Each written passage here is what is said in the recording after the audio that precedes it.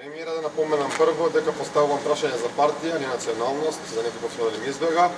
На минатите избори ДУИ освоја точно 104.699 гласови, односно 11,48%.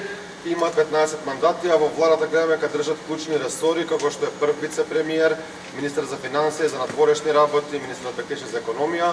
100 дена ќе имаат и премиер, потенцијално можеби ако не успеат да изборите председател на државата. Дали според вас не е погазување на волјата на граѓаните кога партија која што е трета на изборите има толку клучни ресори, пред секој вашите гласачи кои што на минатите избори биле 327.408, односно 46 претенешки мандати? Гледайте, прво ние имаме изградено систем на парламентарна демократија. Но не би се сложил со вас дека нема други значајни министерства. Например, ќе го истакнам тука Министерството за труд и социјална политика.